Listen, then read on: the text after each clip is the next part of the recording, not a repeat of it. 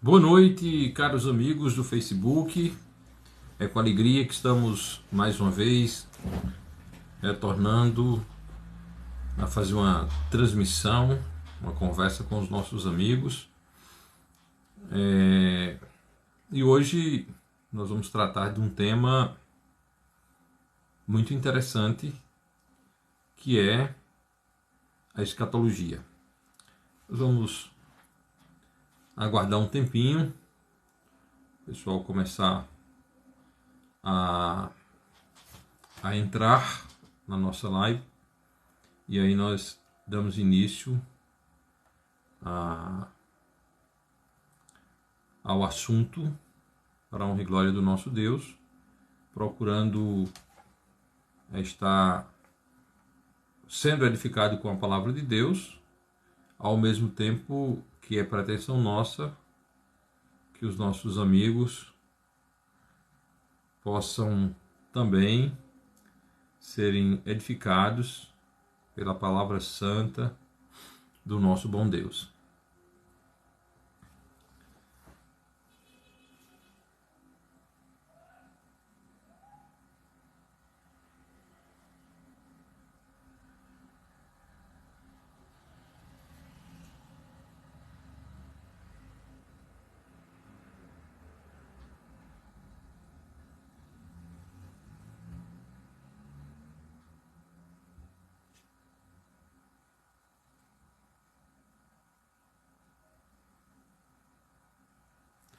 Aproveitar para mostrar aos nossos amigos a minha LTT, né? A Bíblia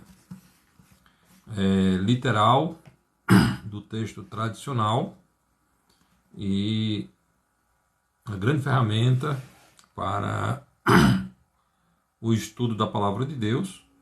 Além de ser um texto literal, é também rico em seus comentários, vários comentários que trazem orientação e enriquecimento à cultura daqueles que são estudiosos da palavra de Deus. A LTT é um trabalho de muitos anos do nosso querido irmão Hélio de Menezes, que é um dos que tem defendido a bandeira do texto recebido aqui no Brasil. No seu site Sola Escritura você encontra muito material escrito por ele, e também muitas traduções de ícones dessa defesa que você pode encontrar ali no Sola Escritura. Então eu convido você a conhecer a LTT, certo? E convido você também a mergulhar no Sola Escritura em busca dessa maravilhosa doutrina da preservação do texto sagrado. E assim sendo, você está crescendo na graça, no conhecimento do nosso Senhor e Salvador Jesus Cristo. É importante conhecermos a palavra de Deus, é importante conhecermos o ensino da Bíblia sobre a Bíblia, e não ficarmos achando, pensando que qualquer texto é o texto que saiu da boca de Deus, não é? Nós temos de ter essa sabedoria, ter esse entendimento, para não cairmos em contos de vendedores de livros que querem apenas ganhar dinheiro e prestar um desserviço àqueles que estão querendo aprender a palavra de Deus. Então nós queremos desafiar você a isso, a estar buscando aprender sobre bibliologia e entender que a palavra de Deus ela foi preservada na Bíblia. Há uma doutrina muito clara, muito transparente, que é a doutrina da preservação das Escrituras Sagradas, a preservação do texto sagrado. Então, antes de adentrarmos no assunto em si, eu faço questão de fazer esse adendo, por considerar esse assunto, bibliologia, algo muito importante, algo muito sério, que o nosso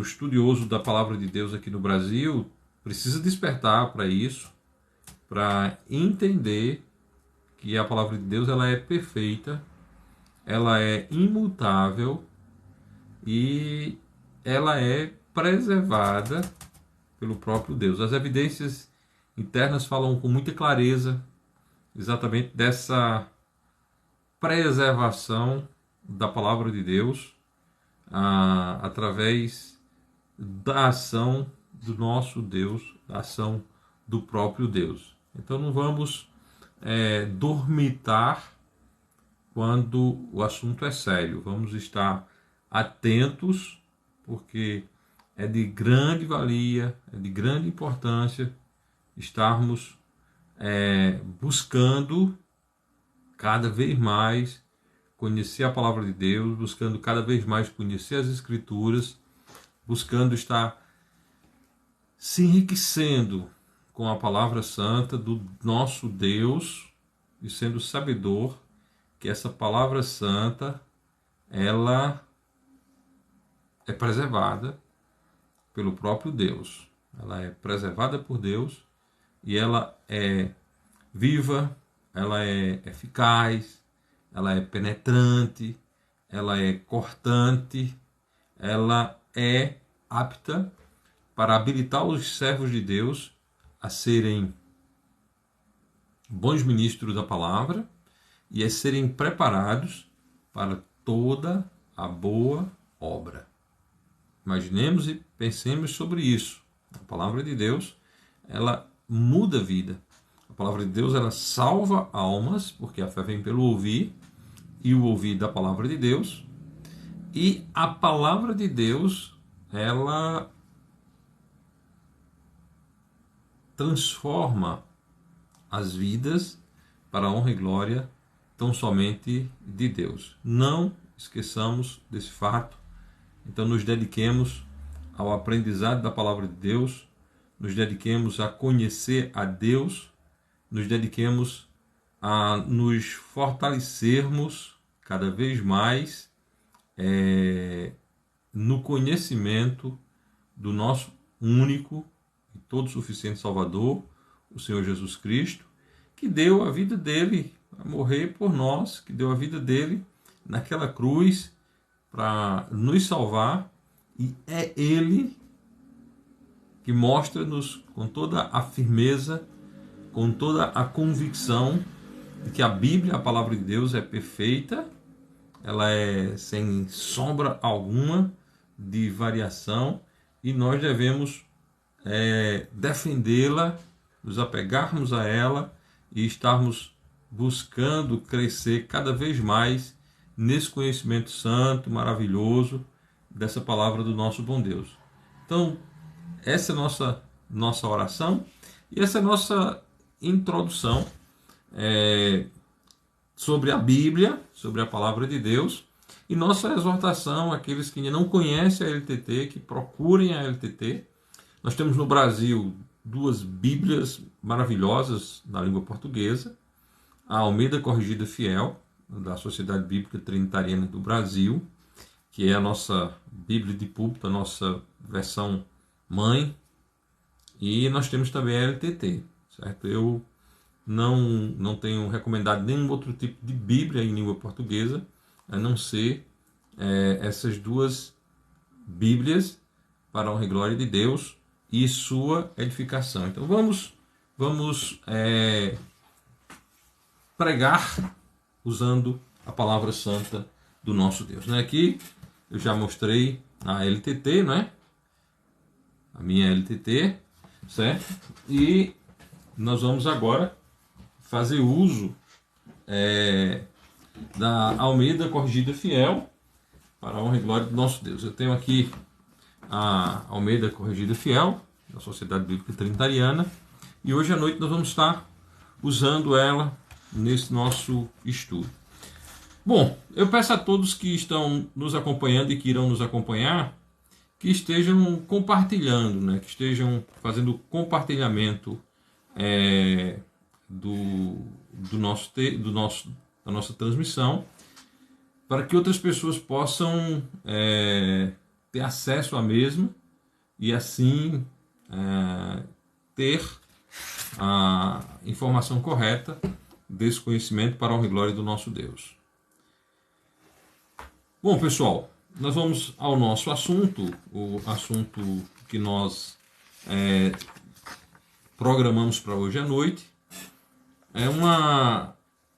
Colocar em foco a escatologia. Para muitos, escatologia não tem importância nenhuma.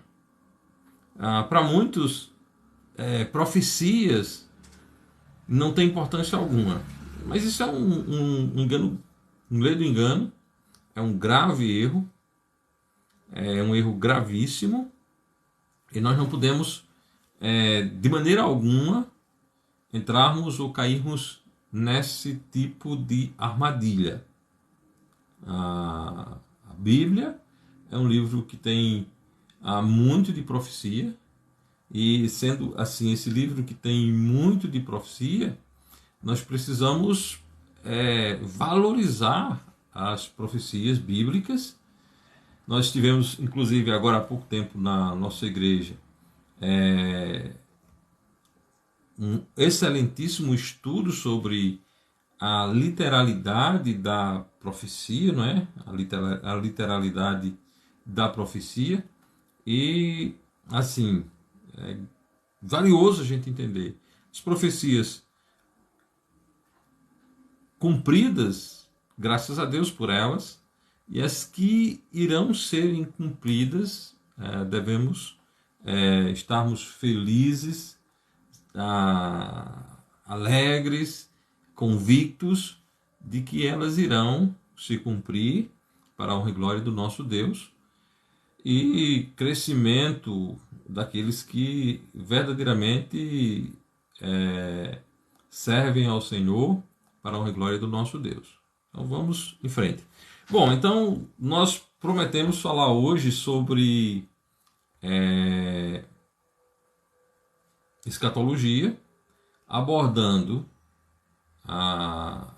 o milênio, abordando o arrebatamento, abordando a tribulação e abordando o milênio. Até conversava com minha esposa sobre esse panorama tão vasto, certo?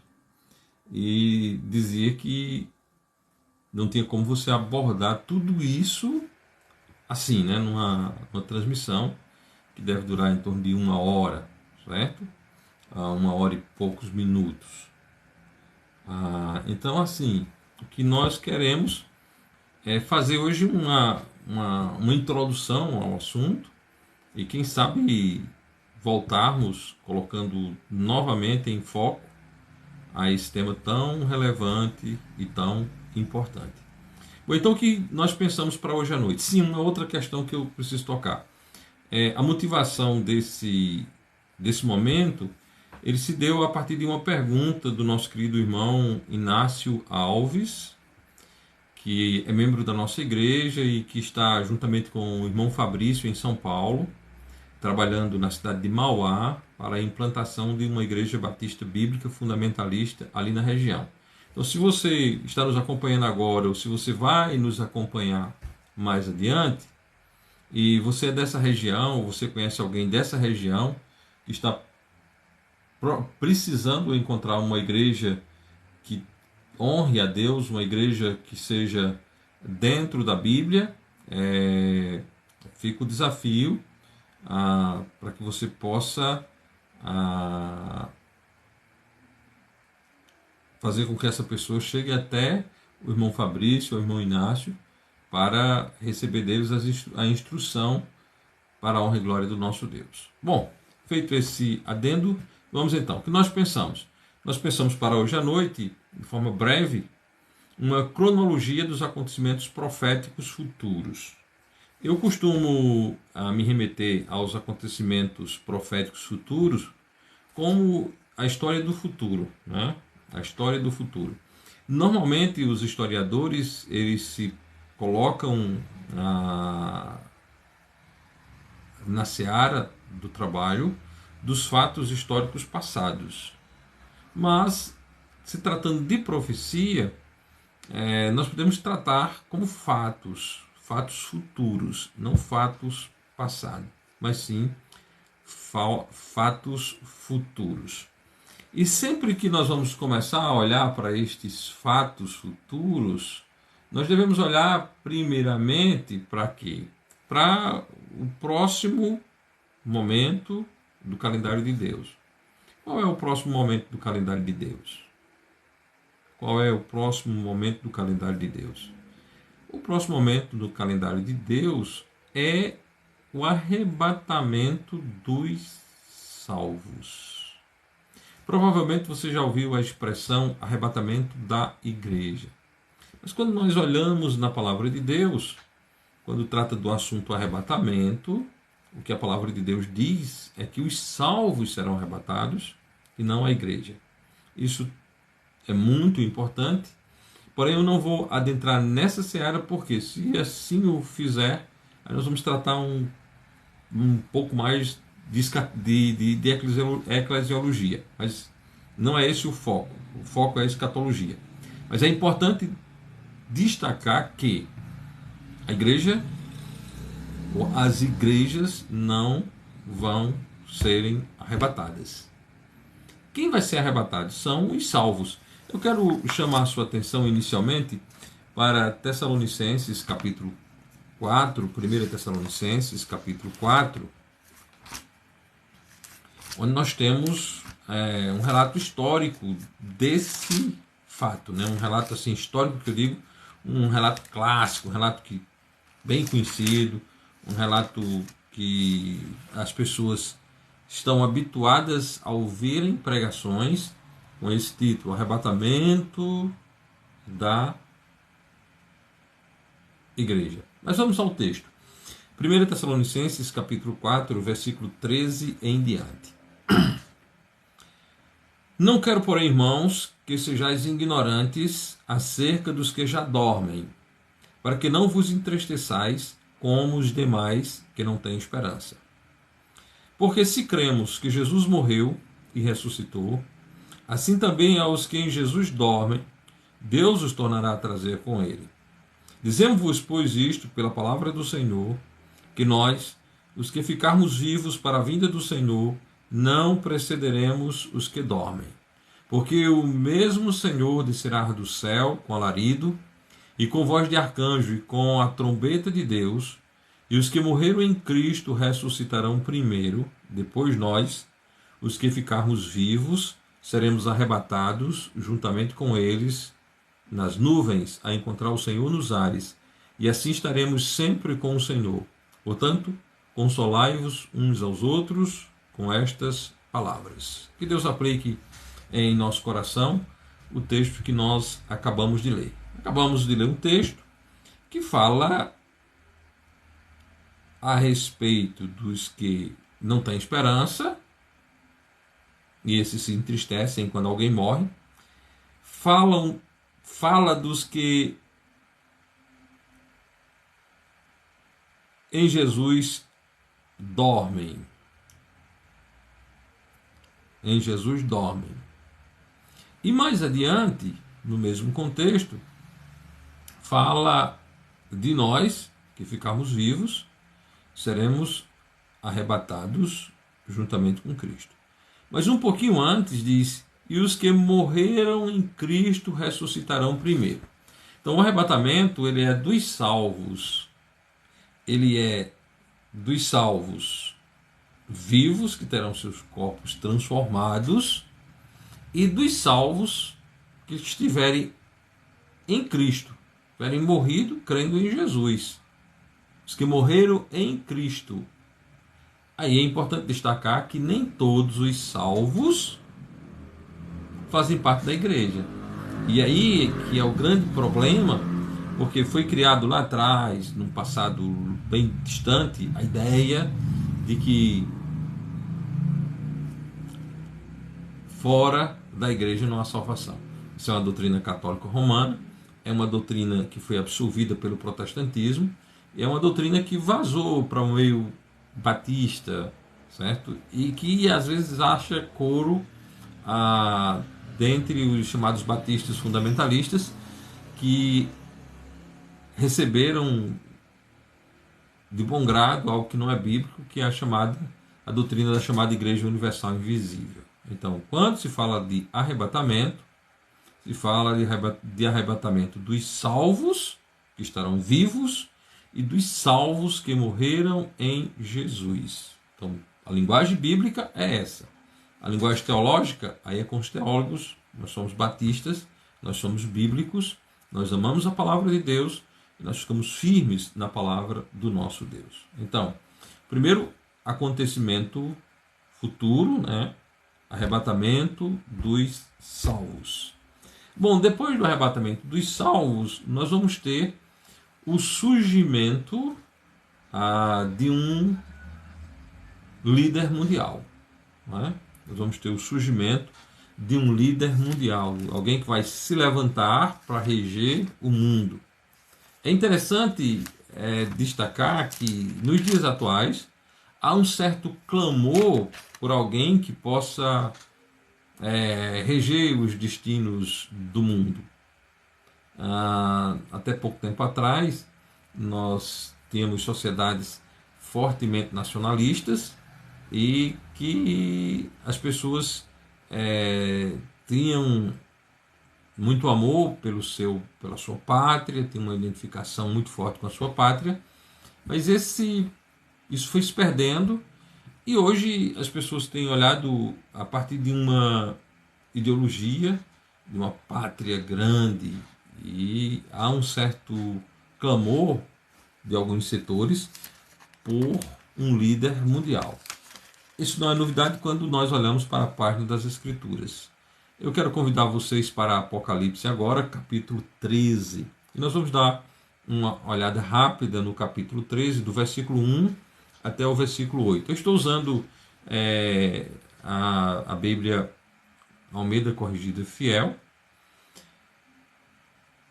E nós vamos ler do versículo 1 até o versículo 8 do capítulo 13 de Apocalipse. Antes eu quero identificar algumas pessoas que estão aqui nos acompanhando, a irmã Daílma, a irmã Ritinha Gouveia, agora há pouco o Maciel Cordeiro. Que Deus esteja abençoando todos vocês. Já estiveram aqui curtindo o pastor Genilson lá de Campina Grande, os irmãos de Djalma e Eva lá no interior de São Paulo. Que Deus esteja abençoando a vida de cada um de vocês, e eu peço que compartilhe para que outras pessoas possam ter esse conhecimento. Então, primeiro fato futuro, ou acontecimento proféticos nessa cronologia, arrebatamento dos salvos. O segundo, o aparecimento do anticristo. A palavra de Deus diz aqui em Apocalipse: eu pus-me sobre a areia do mar e vi subir do mar uma besta que tinha 7 cabeças e 10 chifres, e sobre os seus chifres 10 diademas, e sobre as suas cabeças o nome de blasfêmia. E a besta que vi subir era semelhante ao leopardo, e os seus pés como os de um urso, e a sua boca como a boca de um leão. E o dragão lhe deu o seu poder, e o seu trono, e grande poderio. E vi uma das suas cabeças como ferida de morte, e a sua chaga mortal foi curada. E toda a terra se maravilhou após a besta. E adoraram o dragão que deu à besta o seu poder, e adoraram a besta, dizendo: quem é semelhante à besta? Quem poderá batalhar contra ela? E foi-lhe dado uma boca para proferir grandes coisas e blasfêmias, e deu-se-lhe poder para agir por 42 meses. E abriu a sua boca em blasfêmia contra Deus, para blasfemar do seu nome, e do seu tabernáculo, e dos que habitam no céu. e foi-lhe permitido fazer guerra aos santos e vencê-los, e deu-se-lhe poder sobre toda a tribo e língua e nação. Então, vejam bem, aqui nós temos o aparecimento desse líder mundial, desse camarada que vai propor, certo, acordos, esse camarada que vai ser recebido pelo mundo.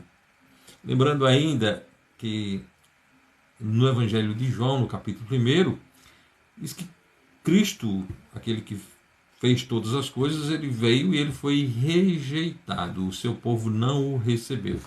Então, o povo, judeus, rejeitaram o Messias. Bom, aí vem uma pergunta capciosa. E agora? Com o surgimento desse anticristo, nesse cronograma de acontecimentos futuros, o que será que vai acontecer em relação a Israel? Será que eles vão fazer como fizeram com Cristo? Vão rejeitar essa figura? Ou será que vão abraçá-lo? O que será que vai acontecer? Devemos despertar nossa curiosidade para os fatos. Bom, agora vamos chegar no terceiro ponto dessa cronologia. Um acordo de paz que o anticristo fará com muitos. Esse acordo de paz, ele tem uma proposta de 7 anos. Uma proposta de paz, certo? Bom, então, aí uma proposta de paz mundial. Uma proposta, um acordo, uma camaradagem, certo? E aí, será que, como é que vai se portar Israel diante dessa situação com relação ao anticristo, com relação a essa besta que sobe do mar, essa besta que tem um poderio tremendo? O que vai acontecer? Será que Israel vai rejeitá-lo como fez com o Messias? Será que vão clamá-la para que ele seja colocado na cruz? Bom, vamos até Daniel e vamos descobrir essa questão. Daniel, capítulo 9, livro de Daniel, capítulo 9, versículo 27. Assim diz a palavra de Deus: e ele firmará aliança com muitos por 1 semana, e na metade dessa semana fará cessar o sacrifício e a oblação, e sobre a asa das abominações virá o assolador, e isso até a consumação. E o que está determinado será derramado, e o que está determinado será derramado sobre o assolador.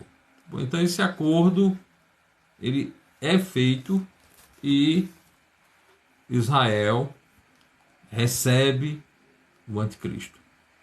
O profeta está fazendo aqui uma predição para esse tempo do aparecimento do anticristo, né?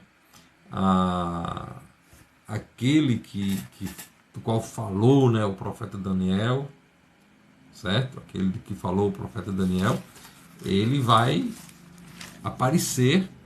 Ele aparece cheio de prodígios da mentira,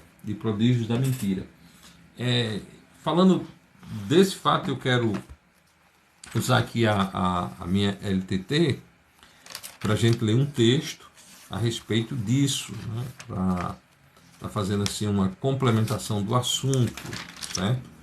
Para a gente entender um pouquinho mais, a LTT traz algo muito esclarecedor em relação a isso, certo?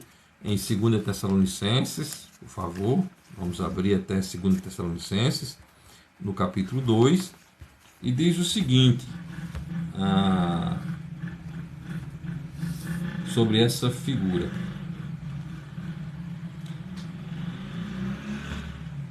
Rogamos, porém, capítulo 2, versículo 1, rogamos, porém, ó irmãos, no interesse de a vinda do nosso Senhor Jesus Cristo e a nossa reunião e o nosso reunirmos juntamente com Ele, para não servos vós facilmente abalados e movidos para longe do vosso entendimento, nem clamardes de medo, quer por causa de espírito, quer por causa de palavras, quer por causa de epístola, como se partindo de nós, como se tendo chegado o dia de Cristo.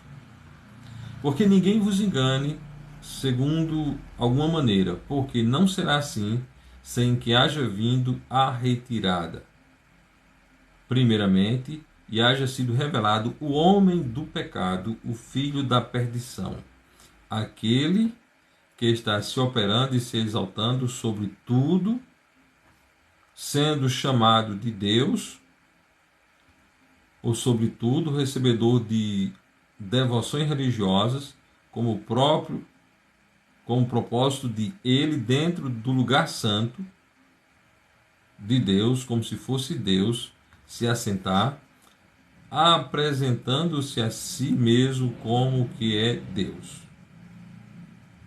Então, aqui nós temos o texto na LTT, do capítulo 2 de Tessalonicenses, onde nós estamos vendo o anticristo no lugar santo, o anticristo lá em Israel. Nessas alturas, já foi reconstruído o templo e o anticristo sendo recebido como se fora Deus. Essa é a revelação do iníquo, que nós vimos agora há pouco, no versículo, no segundo ponto dessa cronologia, e é exatamente o empoderamento que ele vai receber no capítulo 13 de Apocalipse, no ponto 3, certo? Há também, nesse processo de dominação, nesse processo cronológico das profecias, a revelação de uma religião mundial, uma religião que seja predominante. Bom, eu não sou de fazer nenhum tipo de prognóstico em relação à volta do Senhor. Ela é iminente, então nós esperamos a qualquer momento, nós esperamos o som da trombeta. Mas é interessante que tem aí grupos que estão propondo até uma revisão, uma reescrita da Bíblia, usar a inteligência artificial para construir uma nova Bíblia, ou seja, a Bíblia de um tipo de religião mundial. Então, na nossa cronologia aparece essa religião mundial, certo? Então, nós já tivemos aqui arrebatamento dos salvos, aparecimento do anticristo, um acordo de paz e a recepção do anticristo por parte dos judeus. E agora nós vamos ver a revelação de uma religião mundial. Já percebi aqui que está conosco também a irmã Deusa, o irmão Luciano, a irmã Del Sully. Que Deus esteja abençoando cada um de vocês aí. E muito obrigado por estar conosco. E eu peço, vamos mandar o link para outras pessoas para que tenham também acesso a esse conhecimento para a honra e glória de Deus. Bom, religião mundial, Apocalipse capítulo 17. Apocalipse capítulo 17. Nós vamos ver aqui no Apocalipse capítulo 17 o aparecimento, ou a revelação, né, a Bíblia mostrando que há essa religião mundial. Versículo 1 diz o seguinte: E veio um dos 7 anjos que tinham as 7 taças e falou comigo, dizendo: Vem, mostrar-te-ei a condenação da grande prostituta, que está assentada sobre muitas águas, com a qual fornicaram os reis da terra, e os que habitam na terra se embebedaram com o vinho da sua fornicação. E levou-me em espírito a um deserto, e vi uma mulher assentada sobre uma besta de cor escarlate, que estava cheia de nome de blasfêmias, e tinha 7 cabeças e 10 chifres. E a mulher estava vestida de púrpura e de e de escarlata, e adornada com ouro e pedras preciosas e pérolas, e tinha na sua mão um cálice de ouro, cheio das abominações e da imundícia da sua fornicação. E na sua testa estava escrito o nome Mistério, a Grande Babilônia, a mãe das prostituições e abominações da terra. Aí o texto segue, mas vamos ficar por aqui. Afinal de contas, nós só estamos mostrando uma cronologia. Nós não vamos entrar nesse momento na profundidade do tema. Nós queremos mostrar uma cronologia. Então nós temos aí uma religião mundial. Agora, é importante se ver que essa religião mundial, ela sempre foi sonhada desde o princípio e ela existe. Não é que ela vai ser criada de uma hora para outra, não. Ela existe, ela está aí, certo? Ela pertence ao mundo, ela é do mundo. E nós que somos crentes, que cremos em Jesus, que cremos na sua palavra, que nos agrupamos em igrejas batistas, locais visíveis, nós é que estamos fora dela. E graças a Deus, porque nós só estamos fora dela por causa da palavra de Deus. Estamos fora dela por causa da palavra santa do nosso Deus. Mas eu peço aos irmãos que leiam aí até o versículo 15, para vocês perceberem todo esse aparato dessa mulher, dessa religião mundial, desse poderio religioso que é tão importante para o sistema de Satanás, ok? Então, religião mundial. Quanto mais local visível é a igreja, mais segura. Pense nisso. Cristo criou um tipo de igreja e esse tipo de igreja não se contamina com estas coisas. Esse tipo de igreja sabe que essas coisas vão acontecer, por isso da importância dessa cronologia, as coisas que vão acontecer para que os fiéis fiquem firmes, não se misturando com isso. Bom, e nós chegamos no quinto acontecimento futuro. Recapitulando: arrebatamento dos salvos, aparecimento do anticristo, acordo de paz, revelação de uma religião mundial. Agora nós vamos chegar a um acordo, ao tratado de paz com Israel é rompido. Olha só, os judeus entusiasmados receberam o anticristo. O anticristo entrou lá no templo como se fora Deus, como se fora o Messias aclamado. E agora o amor acabou. O tratado de paz com Israel é rompido depois de 3 anos e meio. E começa realmente as angústias do governo mundial, né? As angústias do governo mundial. Você tem aí um sistema econômico unificado, você tem uma religião unificada, você vai vendo tudo isso aí crescendo. No mesmo capítulo 17 de Apocalipse, nós vamos ver, a partir do versículo 9, algumas informações. Aliás, no capítulo 17 de Apocalipse, no versículos 16 e 17, diz o seguinte: capítulo 17 de Apocalipse, versículos 16 e 17, diz o seguinte: e os 10 chifres que vistes na besta são os que odiarão a prostituta e colocarão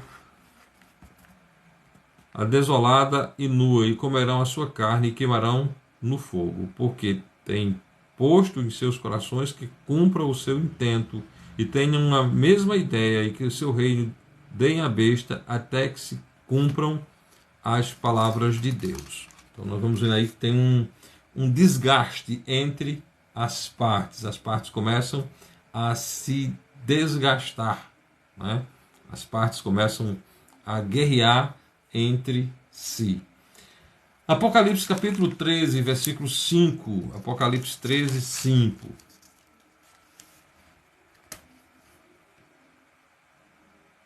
A palavra de Deus diz o seguinte: e foi-lhe dado uma boca para proferir grandes coisas e blasfêmia, e deu-se-lhe poder para agir por 42 meses. E abriu a sua boca em blasfêmia contra Deus, para blasfemar do seu nome e do seu tabernáculo e dos que habitam no céu. Você vê que há aí esse rompimento do tratado, um trabalho, uma ação contra aqueles que pertencem, ou aqueles que falam, aqueles que querem alguma coisa com Deus, né? Uma guerrilha monstruosa nesse sentido, certo? E isso aí começa mesmo o aparato de maior sofrimento a partir dessa ruptura no sistema em relação a Israel. Daniel capítulo 7, diz o seguinte: e disse assim: o quarto animal será o quarto reino na terra, o qual será diferente de todos os reinos, e devorará toda a terra, e a pisará aos pés, e a fará em pedaços. A palavra terra aqui remete-se à terra de Israel. Lembre-se que Deus trata a terra de Israel. Muitas vezes a palavra Israel aparece como terra. Por que isso? Terra prometida, certo? Então, esse texto aqui de Daniel, capítulo 7, versículo 23, é a chave para esse ódio, esse guerrear do sistema do anticristo contra a terra prometida. Nós vimos nos outros textos ações conflituosas, mas o texto de Daniel é o norte principal nesse contexto. Bom, então a acordo de paz foi embora, certo? Agora sim a terra está sendo desolada, estão atacando, batendo forte na terra prometida. E aí nós vamos para o próximo ponto. Qual é o próximo ponto? Perseguição e morte. Olha só tragédia nesse acontecimento. Aí nós vamos ter a terra prometida devastada, e agora nós vamos ter perseguição e morte. Mas quem vão ser perseguidos? Quem são esses que vão ser perseguidos? Não, os salvos já foram tirados da terra, certo? E quem são esses que vão ser perseguidos? É importante a gente observar isso. Esse é o ponto 6, cronologia dos acontecimentos proféticos, ou história futura, né? História do futuro. Quem são estes? Só registrar mais algumas pessoas que apareceram aqui. Eu não estou conseguindo registrar todos, mas agora que está conosco o Jean Francisco, Deus esteja abençoando. O pastor Genilson continua conosco, que Deus abençoe. Agora há pouco apareceu aqui na minha tela a presença do nosso irmão Inácio Alves, que foi o motivador, aquele que fez a pergunta, que nos deu a oportunidade de estar fazendo essa transmissão para os irmãos e com os irmãos, certo? Então Deus abençoe a todos vocês. Perseguição e morte de quem? Dos convertidos, isso mesmo, haverá convertidos. Nós não vamos tocar no assunto agora, hoje, mas haverá pessoas que pregarão a palavra de Deus, haverá 124, haverá um número de judeus, 144 mil judeus pregando, haverá as duas testemunhas. Então isso é importante destacar. Haverá convertidos depois do arrebatamento serão perseguidos, serão martirizados. Por quê? Porque vão se recusar a adorar o anticristo, porque vão se recusar a adorar o inimigo de Deus. Vamos ver Apocalipse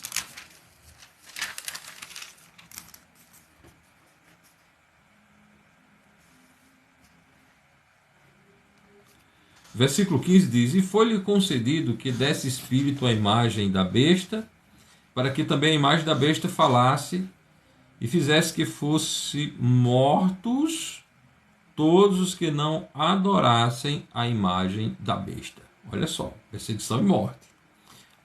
Foi concedido à besta, concedido à imagem da besta, melhor dizendo, poder para que ela pudesse receber adoração, e cá para nós o homem é bem facilmente pervertido a isso, a promover adoração a quem não deve, e ela vai receber, essa imagem vai receber a adoração, e ela vai fazer com que morram os que se recusam a adorar. E fizesse que fossem mortos todos os que não adorassem a imagem da besta. Não adorou a imagem da besta? Vão morrer. Apocalipse capítulo 7. Apocalipse capítulo 7. Nós falamos sobre esse assunto e aperta-nos o coração, né? Às vezes parece aqui uma transmissão bem leve, mas não é não, viu? Não se engane não. São fatos futuros, dolorosos. Eu me regozijo porque creio em Jesus e gostaria muito que você, se você não é crente ainda, se você não é salvo por Jesus Cristo ainda, que você creia em Jesus, para que você fique livre de todas essas tragédias que irão acontecer no futuro. Apocalipse capítulo 7, versículo 9, diz o seguinte, 9 a 17. E depois dessas coisas olhei e eis aqui uma grande multidão, a qual ninguém podia contar, de todas as nações e tribos e povos e línguas que estavam diante do trono. E perante o Cordeiro trajando vestes brancas e com palmas nas suas mãos. E clamaram com grande voz, dizendo, salvação ao nosso Deus, que está sentado no trono, e ao Cordeiro. E todos os anjos estavam ao redor do trono, e dos anciões e dos 4 animais, e prostraram-se diante do trono sobre seus rostos e adoraram a Deus, dizendo, amém, louvor e glória e sabedoria, e ação de graças, e honra e poder e força ao nosso Deus, para todo sempre. Amém. E um dos anciões me falou, dizendo, estes que estão vestidos de vestes brancas, quem são e de onde vieram? Eu disse-lhe, Senhor, tu sabes. E ele disse-me, estes são os que vieram da grande tribulação e lavaram as suas vestes e as branquearam no sangue do Cordeiro. Veja só, o sangue do Cordeiro. Por isso estão diante do trono de Deus e os serve de dia e de noite no seu templo. E aquele que está assentado sobre o trono os cobrirá com sua sombra. Nunca mais terão fome, nunca mais terão sede, nem sol, nem calor algum cairá sobre eles. Porque o Cordeiro que está no meio do trono os apacentará e lhes servirá de guia para as fontes vivas das águas, e Deus limpará dos seus olhos toda lágrima. Que maravilha! Então, nessa cronologia de profecias, nós vamos ver aí os que creem em Deus durante a grande tribulação sendo perseguidos, destruídos. Bom, depois disso, nós vamos ter o ponto 7, e eu vou fazer só a citação de onde você encontra essas informações, porque é bem amplo e não tem como eu fazer agora, nesse momento. Era preciso talvez 4 ou 5 encontros como esse para a gente poder atingir todos os pontos nisso. Mas o 7º ponto nessa cronologia, ou melhor, o 7º acontecimento, que serão os juízos divinos catastróficos representados pelos selos e trombetas e taças que serão derramados sobre a terra. Você vê isso em Apocalipse, capítulo 6 ao capítulo 18. Né? Todo esse grande bloco da palavra de Deus você vai ver esses acontecimentos, esses registros escriturísticos desses acontecimentos que vão vir sobre a Terra nesse período que nós estamos observando aqui, nessa cronologia, né? Pessoas às vezes pensam, não, mas a Bíblia não... A Bíblia é a verdade, certo? Então, no capítulo 6, essa nossa sequência de fatos é anunciada da seguinte maneira. Versículo 1. Havendo o cordeiro aberto um dos selos, olhei e ouvi um dos 4 animais que dizia, como em voz de trovão, vem e vê. Vem e vê.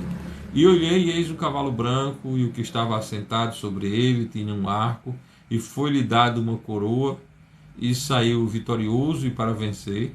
E havendo aberto o segundo selo, ouvi o segundo animal dizendo, vem e vê. E saiu um outro cavalo vermelho, e ao que estava assentado sobre ele foi dado que tirasse a paz da terra, e que se matasse uns aos outros, e foi-lhe dado uma grande espada. Bom, esse é o próximo, assim, é o 7º acontecimento profético futuro que nós vamos encontrar pela frente. Eu digo nós, do ponto de vista da história da Bíblia, né? Nós crentes não estaremos na Terra nesse período. Lembre-se que o próximo acontecimento é exatamente a tirada dos salvos da terra, a retirada, a nossa bendita esperança, a nossa bendita esperança. Bom, crise, acontecimentos catastróficos, e aí isso nos leva ao 8º acontecimento. Deixa eu tomar aqui um pouco de água. Essa caneca aqui foi um presente da Igreja Batista Bíblica da Vitória, lá em Ji, Paraná, que é pastoreada pelo nosso amigo, pastor Braia, que esteve recentemente aqui na nossa igreja. Quando eu estive lá a primeira vez, me deu esse lindo e útil presente. Obrigado, pastor e igreja.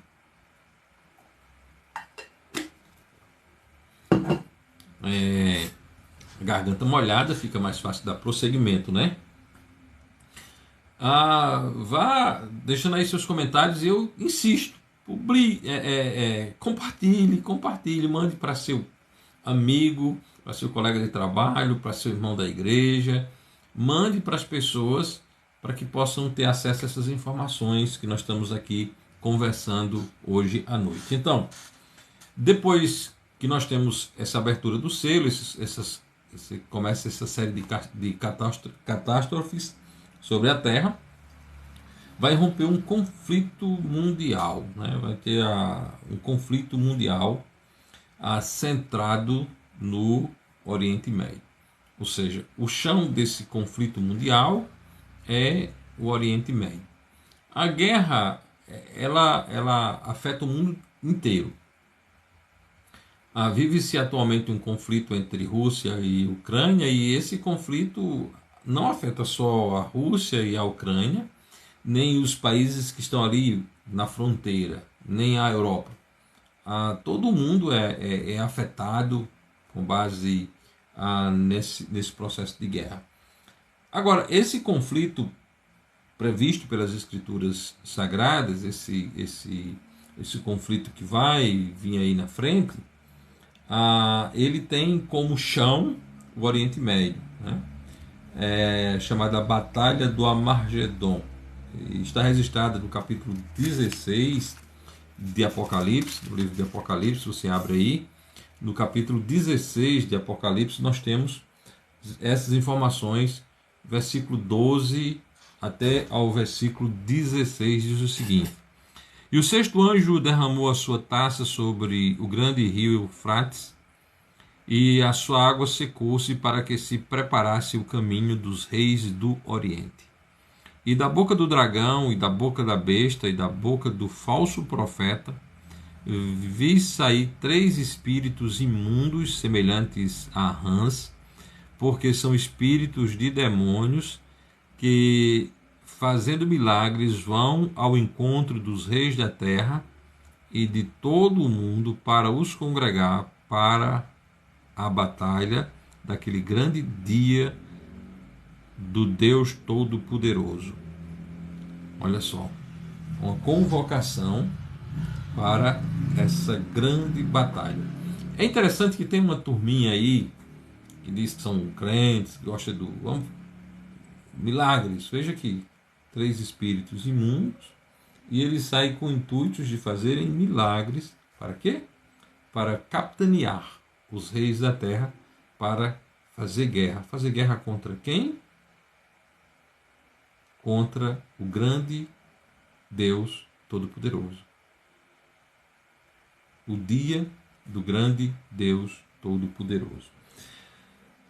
Versículo 15 diz: eis que venho como ladrão, bem-aventurado aquele que vigia e guarda as suas roupas, para que não andes nu e não se envergonhe, e não veja as suas vergonhas.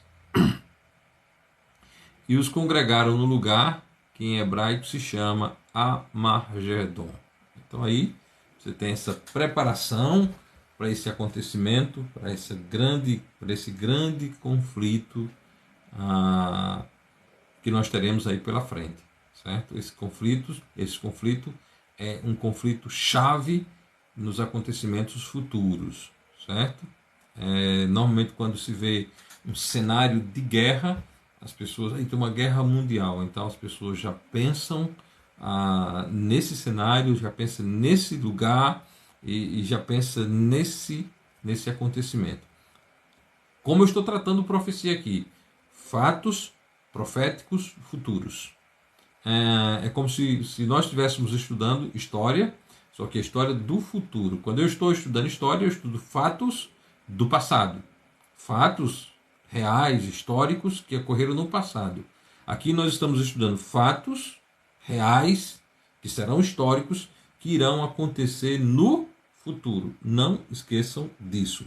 Nós estamos tratando de profecias bíblicas, e profecias bíblicas, elas são de fato literais, e aquilo que a palavra de Deus diz vai se cumprir dentro da sua literalidade. Então, o oitavo fato, o oitavo acontecimento profético futuro é esse ajuntar para essa batalha. Bom, depois disso nós vamos ter o que? A queda. A queda de quem? A queda da Babilônia. Vamos até Apocalipse capítulo 18. Apocalipse capítulo 18, nós vamos ter aí a queda da Babilônia, a queda desse sistema falso, desse sistema da mentira, desse sistema anti-Deus, certo?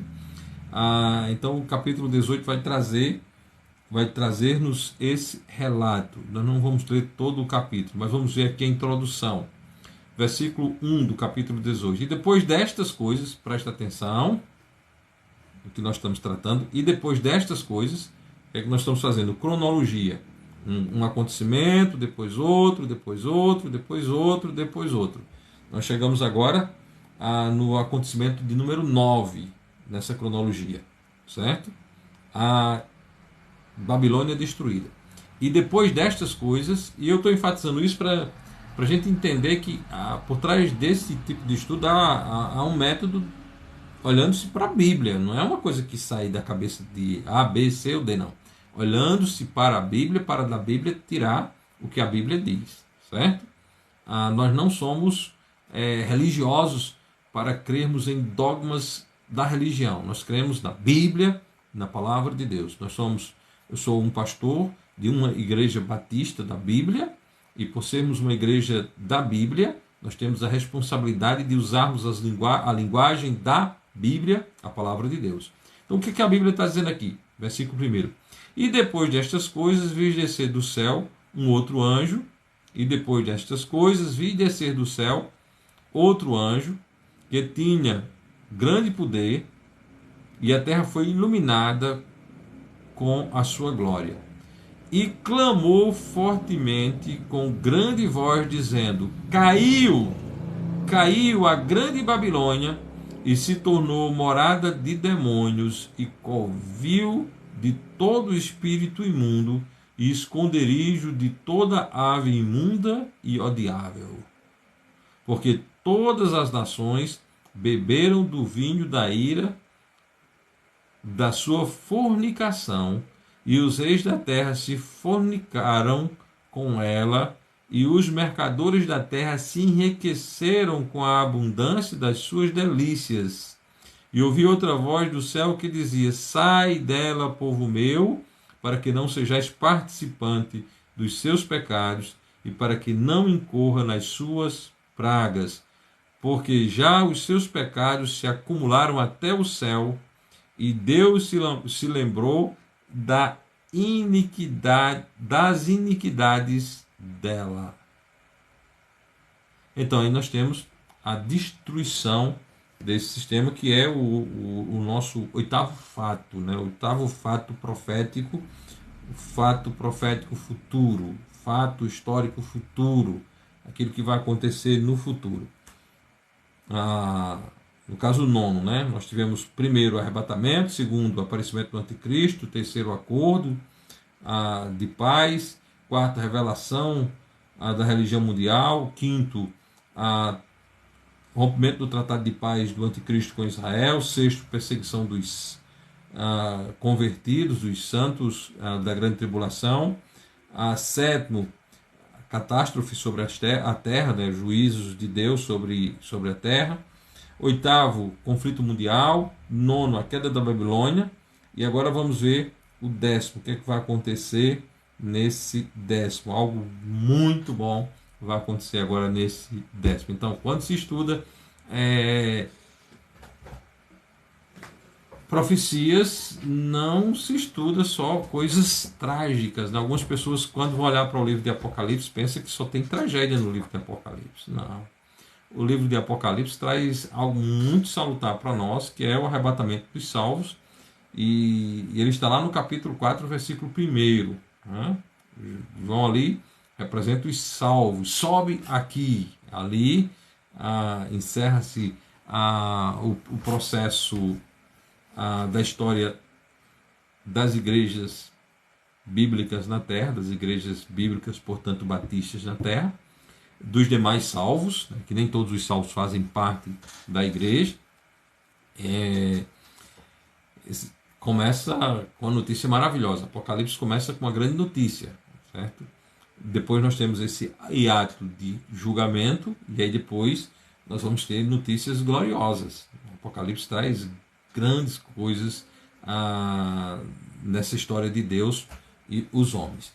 Vejamos bem agora o que é que vai acontecer nesse décimo acontecimento futuro.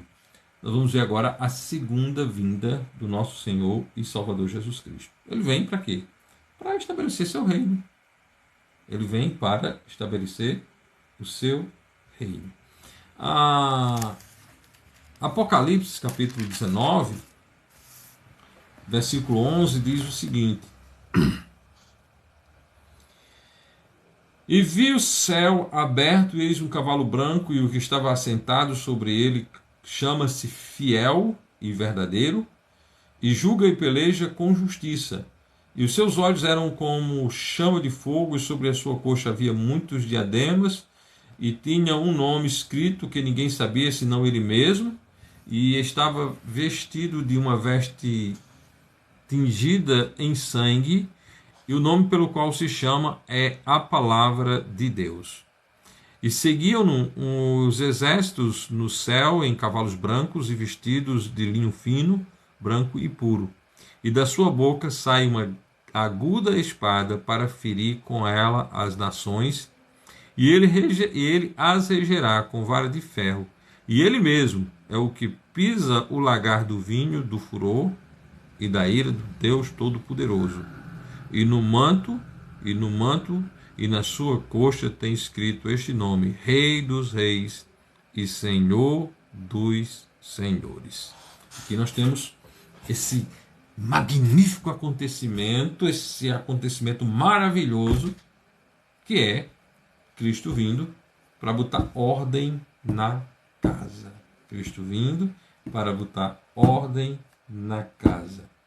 É interessante que Mateus Também fala sobre isso, Mateus capítulo 24, o Evangelho conforme escreveu o nosso irmão em Cristo Jesus, Mateus, que foi um dos apóstolos do Senhor, um daqueles que Deus colocou primeiro na igreja, né? A primeira igreja estabelecida por Cristo na terra foi tirada de dentro dos seus discípulos, e estes que foram tirados dentre os seus discípulos foram chamados de apóstolos, e dentre desses havia esse camarada que nos deu a honra, a alegria de recebermos por parte da sua pena esse registro da palavra de Deus, que é conhecido como o Evangelho conforme escreveu Mateus. Capítulo 24, Mateus capítulo 24, versículo 27 a 31 diz o seguinte: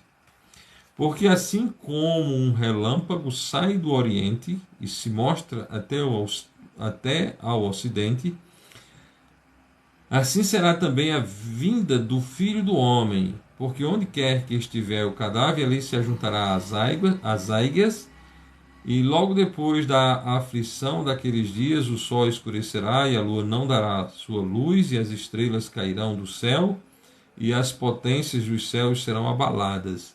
E então aparecerá no céu o sinal do Filho do Homem, e todas as tribos da terra se lamentarão e verão o Filho do Homem vindo sobre as nuvens do céu com poder e grande glória. E ele enviará os seus anjos com rijo clamor de trombeta, os quais ajuntarão os seus escolhidos desde os quatro ventos, melhor dizendo. Vamos ler direito, né, pastor?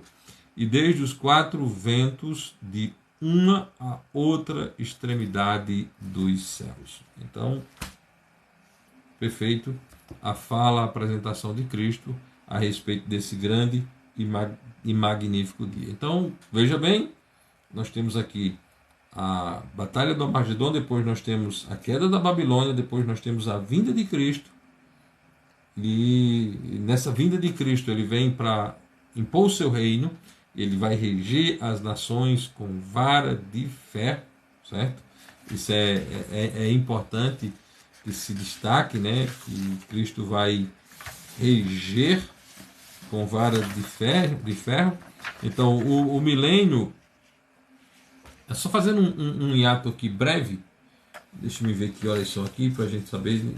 Ainda dá, já está um pouquinho tarde, mas ainda dá para a gente fazer alguma coisa. Fazendo aqui um relato breve, tem três posições de interpretação dessa questão do milênio.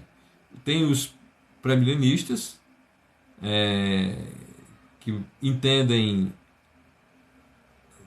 toda essa verdade das Escrituras como uma interpretação literal das profecias, como nós estamos fazendo aqui. E para esses pré-milenistas, a vinda de Cristo é literal e ele vai reinar durante 1000 anos na Terra. Tem os pós-milenistas que acreditam que a segunda vinda de Cristo será precedida de uma vitória final do Evangelho, não da pessoa de Cristo. O Evangelho vai triunfar, o mundo todo vai crer no Evangelho, e assim, depois disso, vem o período do milênio, ou isso seria o período do milênio. E tem os amilenistas, né? Os amilenistas, como a própria palavra já está dizendo, eles negam essa descrição, eles negam todos os textos que atribuem a um milênio literal, eles dizem, tudo isso é simbólico, tudo isso é simbólico. Ainda queremos destacar a respeito do milênio que, para quem será o milênio? Como será o milênio? O milênio vai ser um período vazio? Vai ser com as pessoas que morreram, ressuscitaram, que voltaram com Cristo? Como vai ser isso? Certo? Para quem será o milênio? Primeiro, o milênio será para Cristo. Cristo será o supremo rei no milênio. Nós já vimos isso aqui, mas se você quer mais detalhe, vai lá em Zacarias capítulo 14, versículo 9. Para quem será o milênio também? Segundo, para os salvos, isso mesmo, olha só, você que é salvo, você que tem certeza da sua salvação, você que está nos acompanhando agora é salvo, você vai participar do milênio, certo? Você vai participar do milênio. O Novo Testamento mostra isso no capítulo 4, versículos 16 e 17 de 1 Tessalonicenses, certo? Nós estaremos para sempre com o Senhor. Então, onde o Senhor estiver, nós estaremos também com o Senhor. Mas para quem será o milênio também? Nós já vimos Cristo, já vimos os salvos, para os remanescentes das nações, né? Nós vamos ter, depois da grande tribulação, o julgamento das nações, e Cristo vai separar as ovelhas dos bodes. Isso é o nosso próximo acontecimento, certo? E essas pessoas vão entrar no milênio para a honra e glória de Deus.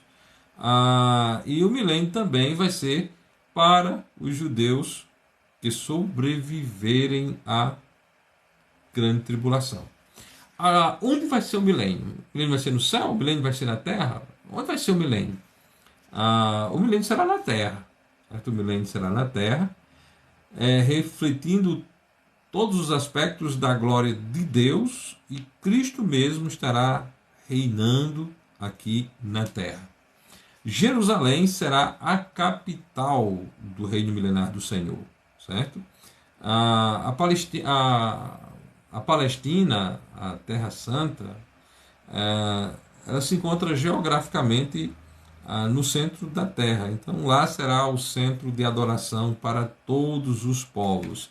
O milênio vai ser só para Israel? Não, o milênio é como o dilúvio, é universal. O milênio é universal. Então, o reino do Messias será universal, abrangendo todo o mundo. Você pode ver isso em Ezequiel 43, 1 a 7, em Mateus 25, 31, em Zacarias 14, 9, em Salmos 72. Israel, como será Israel no reino? Israel vai ter Cristo como seu Messias, cabeça, certo? Seu rei, seu líder, aquele que cuida do seu povo. Israel não vai ser cauda, Israel vai ser cabeça, certo? É importante ainda destacar que Cristo fala sobre o reino milenar, Cristo fala sobre o seu reino. Em Mateus ele fala sobre o seu reino. Mateus capítulo 26, 27 a 29 diz: e tomando o cálice, dando graças, deu-lhe dizendo: bebei dele todos, porque isto é o meu sangue, e o sangue do Novo Testamento, que é derramado por muitos para a remissão dos pecados. E digo-vos que desde agora não bebereis deste fruto da vide até aquele dia em que eu beba novo convosco no reino do meu Pai. Então Cristo fala-nos a respeito disso, para a honra e glória do nosso bom Deus. Bom, agora nós falamos aí de um tipo de pessoas que vão participar do milênio, e nós chegamos com isso ao nosso 11º fato profético, certo? Que é isso? O julgamento das nações. Vamos abrir para Mateus capítulo 25. É um textozinho muito mal usado, viu? Muitas pessoas fazem mau uso desse texto, mas Mateus capítulo 25 é explícito e fala-nos exatamente o nosso 11º fato futuro, nesse estudo da cronologia dos acontecimentos proféticos revelados na palavra do nosso Deus. Deixa eu tomar mais um pouquinho de água.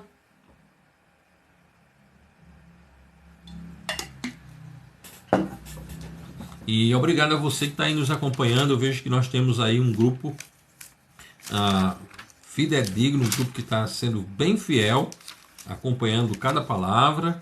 E eu peço a esse grupo, eu estou pidão hoje, né? Vamos compartilhar, viu? Vamos compartilhar para que outras pessoas tenham também acesso a essas informações, para a honra e glória do nosso bom Deus. Mateus capítulo 25,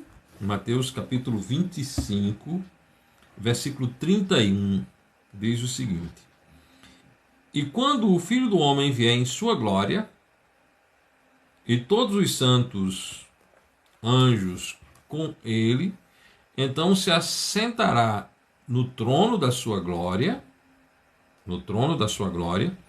e todas as nações serão reunidas diante dele, e apartará uns dos outros, como o pastor aparta dos bodes as ovelhas. E porá as ovelhas à sua direita, mas os bodes à esquerda. E então dirá o rei aos que estiverem à sua direita: Vinde, benditos de meu Pai, possuí por herança o reino que vos está preparado desde a fundação do mundo. Olha só. Bom, se nós seguirmos a leitura, nós vamos ver quais foram os critérios para que essas pessoas entrassem no milênio. O critério foi fazer bem a um destes pequeninos, a alguns judeus que estavam dispersos, né? Ele diz: porque tive fome, deste-me de comer, tive sede, deste-me de beber, era estrangeiro e hospedaste-me. Na grande perseguição, pessoas dos gentios irão cuidar dos judeus. E essas pessoas que estarão fazendo isso, elas vão ter o privilégio de, nesse julgamento das nações, serem separadas para ficarem à direita de Cristo, e elas vão entrar no milênio, certo? Agora há pouco nós vimos um pouquinho sobre quem vai participar do milênio, né? Do julgamento das nações. Cristo tira as pessoas que vão participar do milênio para a honra e glória do nosso Deus. Então, esse é o nosso 11º acontecimento futuro. Maravilhoso, seleção de pessoas para estarem entrando no milênio. Uma informação importantíssima aqui é que Satanás é amarrado por 1000 anos. Esse é o nosso, vamos lá para o Apocalipse, é o 12º fato futuro. 12º fato futuro, Apocalipse capítulo 20. Apocalipse capítulo 20.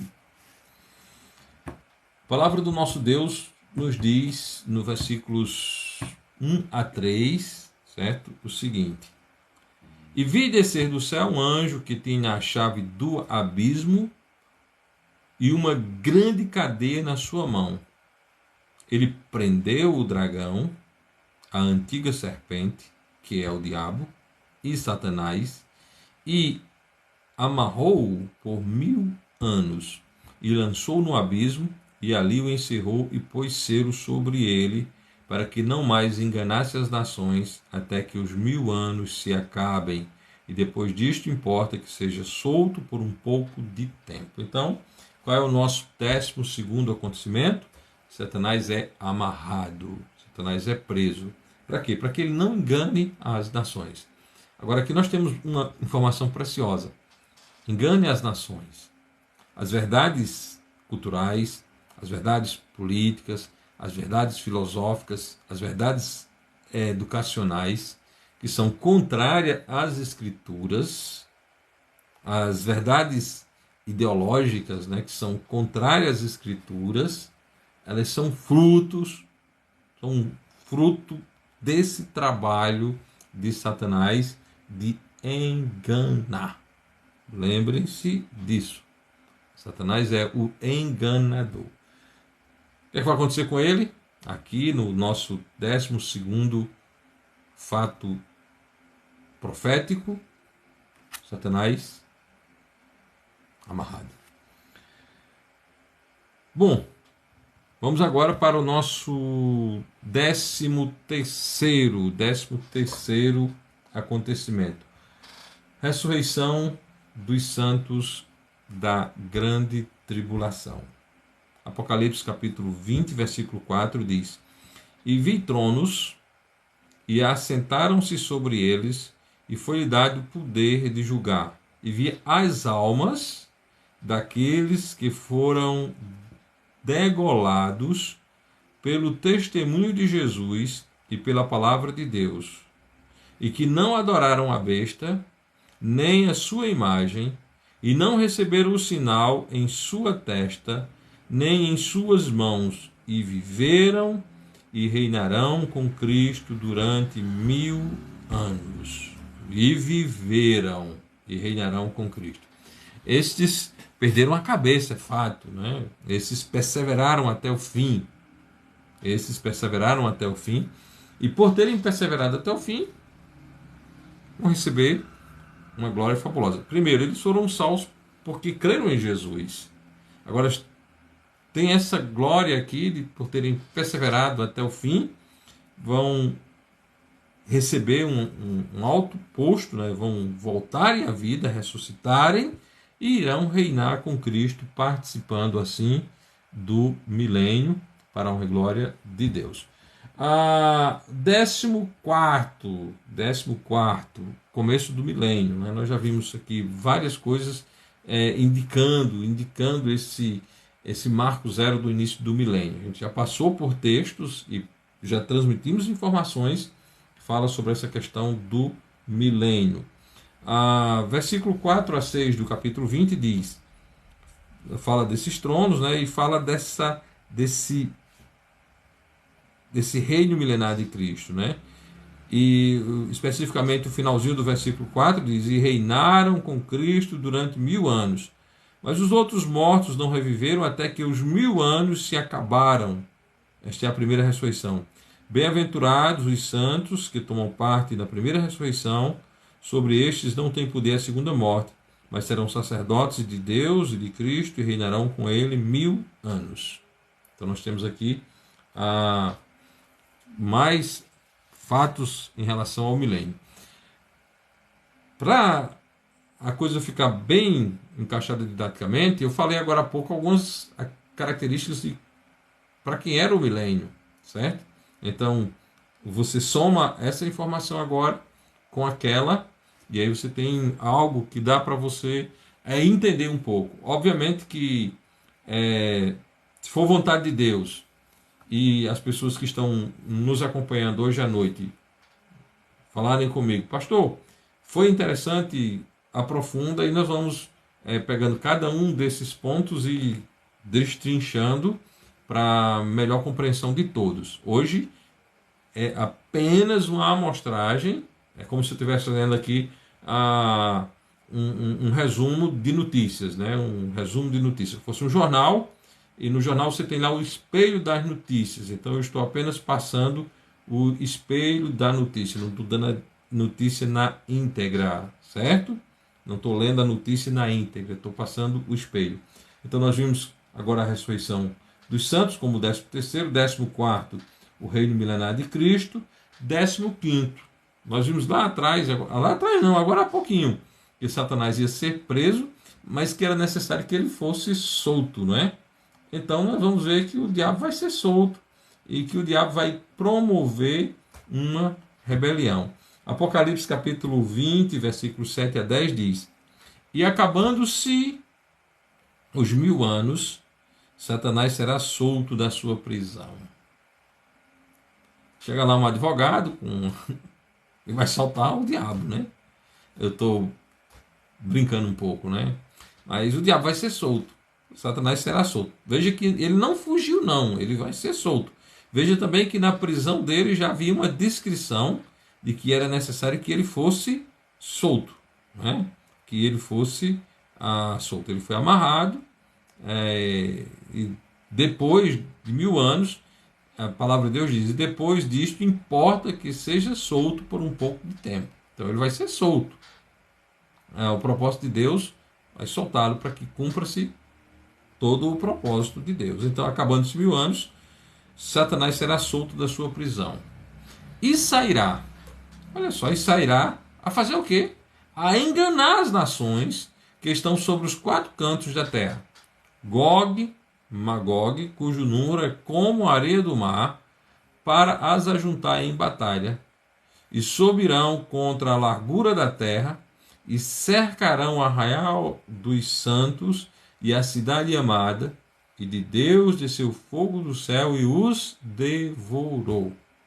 E o diabo, que os enganava, foi lançado no lago de fogo e enxofre, onde estão a besta e o falso profeta. E de dia e de noite serão atormentados para todo o sempre. Lembre-se que quando formos estudar a tribulação, e aí nós vamos ver o final da tribulação, nós vamos ver o fim dessa dupla dinâmica, né? O falso profeta e o anticristo, né? A besta, que é o anticristo, e o falso profeta. Nós não os citamos aqui porque nós encerramos o assunto tribulação apresentando a vinda gloriosa de Cristo, que veio com a espada e ele feriu. Eu não li o texto inteiro. Lembrando mais uma vez, a metodologia aqui é mostrar como se estivéssemos lendo o espelho de um jornal e não o jornal inteiro, certo? Então agora nós temos essa rebelião final, e nessa rebelião final nós vamos ver o Cristo fazendo cair fogo do céu, devorando os inimigos, e o diabo sendo lançado no lago de fogo e enxofre, onde já estão a besta e o falso profeta. Só um adendo interessante que eu sempre digo: o Senhor Jesus nos ensina que o inferno foi preparado para o diabo e seus anjos. Mas olha só, coisa trágica, quem inaugura o inferno? São 2 homens. Pensa nisso. Mas Cristo morreu na cruz do Calvário para você não entrar no inferno. Você pode crer em Cristo e ser uma pessoa salva. Você pode crer em Jesus e ser uma pessoa salva. Então, 15º acontecimento futuro, rebelião, né? Rebelião final, marca o fim do milênio, e também o fim trágico destes que se rebelam contra o Senhor e Salvador Jesus Cristo. Mostra também, mais uma vez, a facilidade como os homens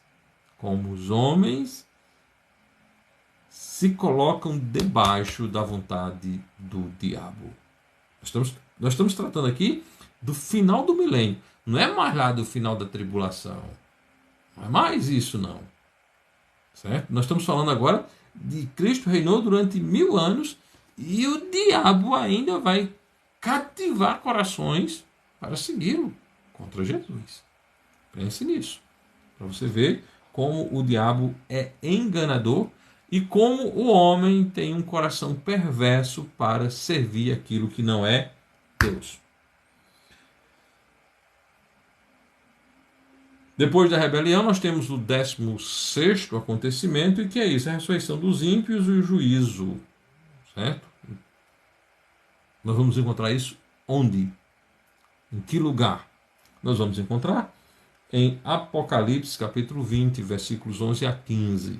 A palavra de Deus diz: E vi um grande trono branco, e o que estava assentado sobre ele, de cuja presença fugiu a terra e o céu, e não se achou lugar para eles. E vi os mortos, pequenos e grandes, que estavam diante de Deus, e abriram-se os livros, e abriu-se outro livro, que é o da vida, e os mortos foram julgados pelas coisas que estão escritas nos livros, segundo as suas obras. E deu o mar os mortos que nele havia, e a morte e o inferno deram os mortos que neles havia, e foram julgados, cada um segundo as suas obras. E a morte e o inferno foram lançados no lago de fogo. Esta é a segunda morte. E quem não participa da segunda morte? Os que têm seu nome escrito no livro da vida. O versículo 15 diz: E aquele que não foi achado escrito no livro da vida foi lançado no lago de fogo. Se você não é crente, se você não teve seu nome escrito ainda no livro da vida, corra para Jesus. Corra para Jesus, arrependido de não ser crente ainda, e o receba como seu único e todo suficiente Salvador. Muitas pessoas, e principalmente a religião de Roma, a igreja de Roma, ela coloca em seus fiéis, ela incute na mente dos seus fiéis que eles serão beneficiados no juízo final, como eles chamam. A Bíblia fala de trono branco, eles chamam juízo final. Eles acham que de lá alguém vai sair para o céu. Mas como nós vimos aqui, todos os que estarão lá serão lançados no lago de fogo e enxofre, que é a segunda morte. Bom, e por último, o que é que está faltando? Nós já vimos, desde o arrebatamento, já vimos a grande tribulação, já vimos o final da grande tribulação, já vimos o início do milênio, já vimos o final do milênio, já vimos o final da história humana na Terra, nessa Terra que nós temos agora, esse tempo cronológico se encerrando. E aí nós vamos agora para aqui. O que é que está faltando? Nós já vimos os destinos eternos de alguns traçados, né? Já vimos aí que a besta e o falso profeta e o diabo já estão no lago de fogo e enxofre. Já vimos que a morte e o inferno foram lançados lá. Nós já vimos que aqueles que não têm o nome escrito no livro da vida foi lançado no lago de fogo e enxofre. Ou seja, já aí temos um desfecho. Mas está faltando alguma coisa ainda nessa cronologia. O que é que está faltando? O começo da eternidade. Amém? E esse começo da eternidade diz respeito a você e a mim, numa posição muito boa, numa posição maravilhosa, numa posição em Cristo. Esse é o 17º acontecimento profético futuro, começo da eternidade, novo céu, nova terra, nova Jerusalém. Onde nós vamos encontrar isso? Bom, há várias referências que falam sobre isso, mas eu não vou... olha a hora, já são 10 horas e 38 minutos, eu tinha previsto ficar aqui com até 10 horas, já estou tomando 38 minutos a mais do tempo de vocês, certo? Então, vamos lá. Começo da eternidade. Onde eu encontro isso? Um capítulo glorioso, né? Qual é o capítulo glorioso? Apocalipse capítulo 21. Aí você vai ler aí no princípio. E vi um novo céu e uma nova terra, porque já o primeiro céu e a primeira terra passaram, e o mar já não existe.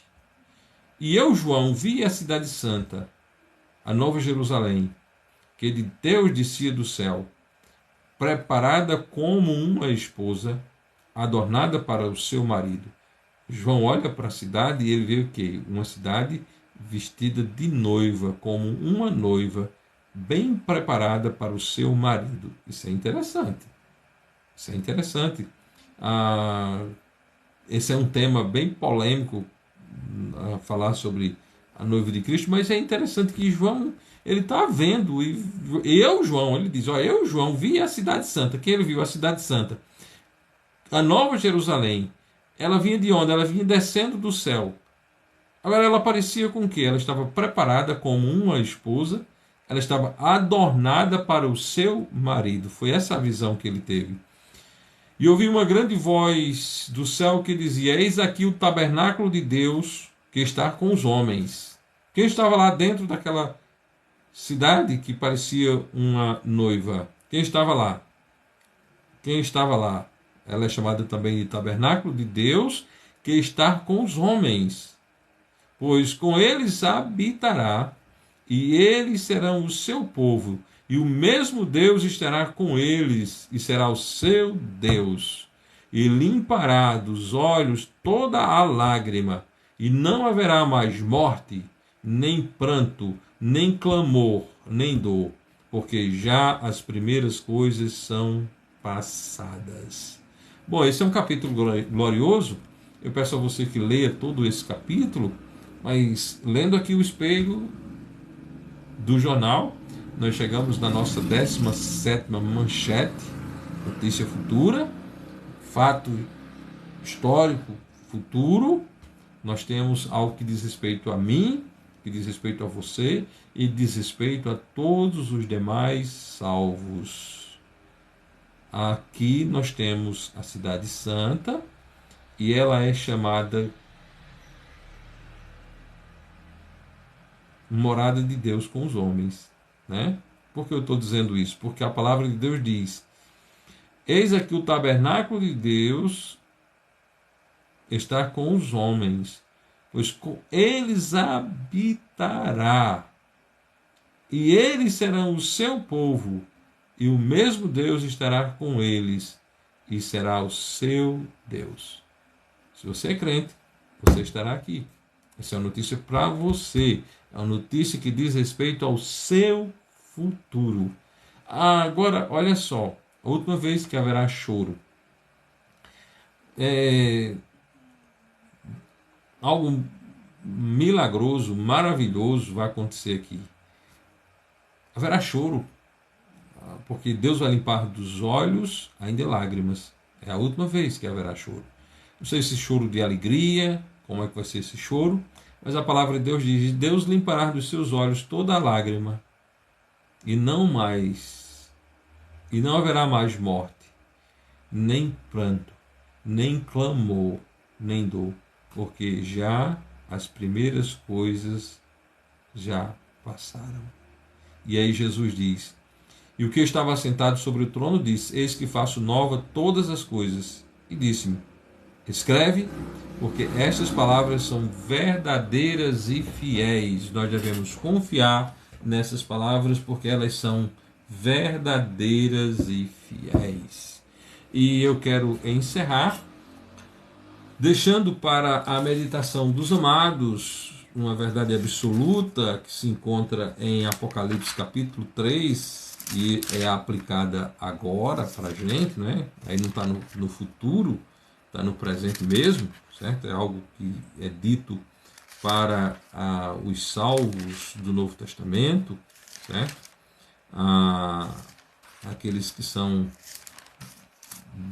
biblicistas, que amam a Bíblia e que, por amarem a Bíblia, receberam o bíblico batismo e são membros de uma igreja de Cristo, estão andando conforme a vontade de Deus, para a honra e glória de Deus.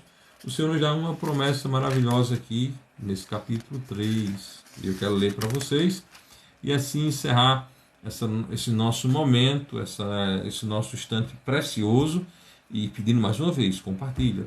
As pessoas, o vídeo vai ficar aí, você pode compartilhar. Apocalipse capítulo 3, versículo 10, diz o seguinte: como guardastes a palavra da minha paciência, também eu te guardarei da hora da tentação que há de vir sobre todo o mundo, para tentar os que habitam na terra. Próximo fato é a nossa retirada. Estamos guardados, sairemos daqui e não passaremos pela grande tribulação. Meu irmão, minha irmã que me suportou esse tempo todo, eu agradeço por você ter ficado até agora conosco. Peço a Deus que abençoe poderosamente a sua vida. Peço que faça com que esse vídeo chegue a mais pessoas. E se abençoa a sua vida, compartilha. Se abençoa a sua vida, comenta. E se você acha que esse é um assunto que nós devemos voltar com ele, eu procurarei fazer com maior prazer e alegria. Por isso que nós colocamos o título dessa transmissão de hoje, Escatologia em Foco. Porque se você acha que isso foi importante para você, que isso lhe edificou, e você quer aprender mais sobre esse assunto, aí você vai falar e nós vamos planejar para termos outros momentos como esse. Rogo a Deus que Deus abençoe a cada um de vocês. E aproveitando que apareceu aqui o comentário do irmão Inácio Alves, Inácio Alves foi a pessoa usada por Deus para fazer essa provocação, pedindo que eu falasse sobre esse assunto. Muito obrigado pela oportunidade que o irmão me deu de preparar esse momento para a honra e glória de Deus. Agora, aos demais, fica o desafio de me provocarem para que eu prepare outros momentos como esse dentro desse assunto. E se você tem algum outro assunto que você gostaria que eu enfocasse aqui, eu gostaria de saber, porque se tiver ao meu alcance eu o farei com grande alegria. Um grande abraço, que Deus abençoe a cada um dos nossos queridos e muito amados irmãos.